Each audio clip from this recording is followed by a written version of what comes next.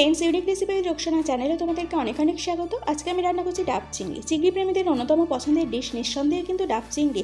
তবে কেউ কেউ ভয় পান বাড়িতে বানাতে, ভাবেন রেস্তোরাঁর সেই স্বাদ বুঝি আসবে না নিজের হাতে বানালে, কিন্তু সেটা একেবারেই আপনার ভুল ধারণা।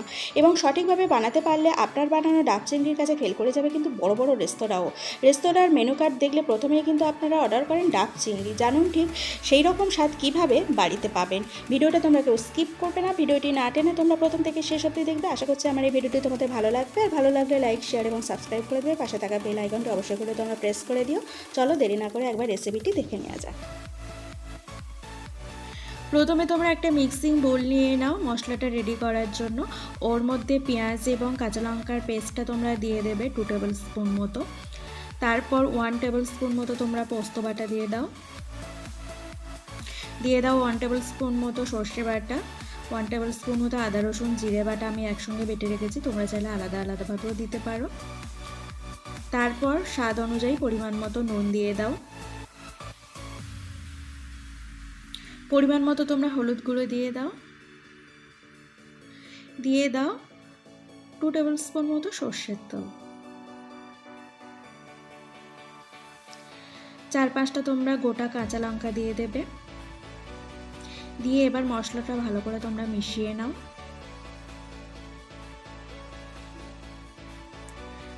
মশলাটা ভালোভাবে মেশানো হয়ে গেলে ওতে তোমরা সামান্য পরিমাণে নারকেলের জল একটু দিয়ে দেবে। এটা অপশনাল, তোমরা দিতে পারো আবার নাও দিতে পারো। নারকেলের যে শাঁসটা আছে তোমরা ওই মশলাতে দিয়ে ভালো করে মিশিয়ে নাও। ভালো করে মেশানো হয়ে গেলে এবার তোমরা কাঁচা চিংড়ি মাছগুলো দিয়ে দাও। দিয়ে তোমরা মশলার সঙ্গে ভালো করে মাখিয়ে নাও চিংড়ি মাছগুলো।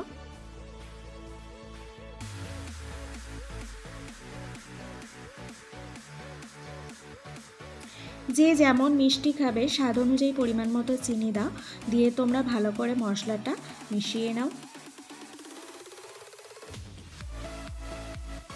ভালোভাবে মেশানো হয়ে গেলে তোমরা 10 মিনিটের জন্য ঢাকা দিয়ে রাখো। এবারে তোমরা বড় সাইজের একটা ডাব নিয়ে নেবে। ডাবটা ঠিক এইভাবে তোমরা কেটে নেবে।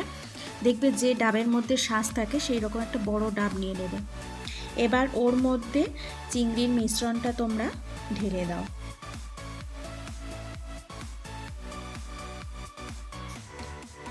আমি এখানে কাঁচা চিংড়ি ম্যারিনেশন করেছি। তোমরা চাইলে চিংড়িটা একটু হালকা তেলে স্যালো ফ্রাই করে এইভাবে ম্যারিনেশন করে তোমরা কিন্তু রান্না করতে পারো।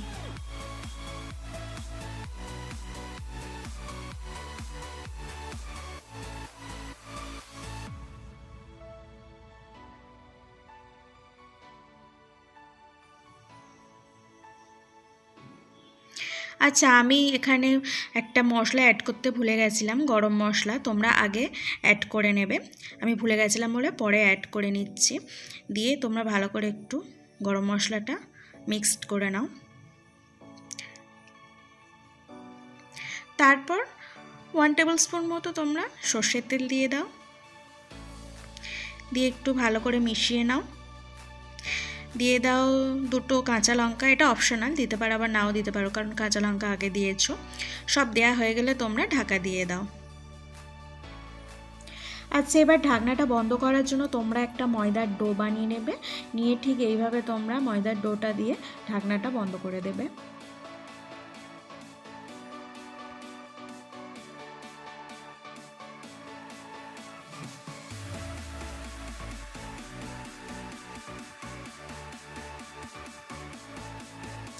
আচ্ছা, এবারে আমি ওভেনে বসার জন্য এখানে একটা জাল নিয়েছি।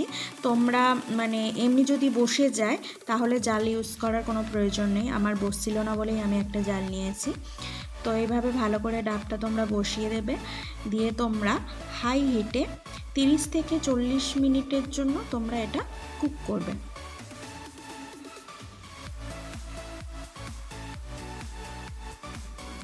এবার যখন তোমরা দেখবে যে ময়দার যে ডোটা তোমরা লাগিয়েছিলে সেটা ড্রাই হয়ে গেছে, তখন ভাববে যে প্রপারলি এটা কুক হয়ে গেছে।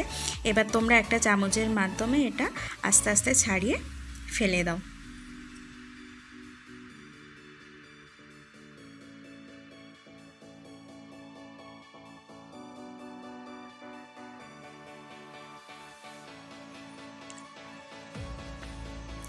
তারপর তোমরা চামচের সাহায্যে ঢাকনাটা খোলো, খুলে তোমরা একটু ভালো করে চামচ দিয়ে নাড়াচাড়া করে নাও।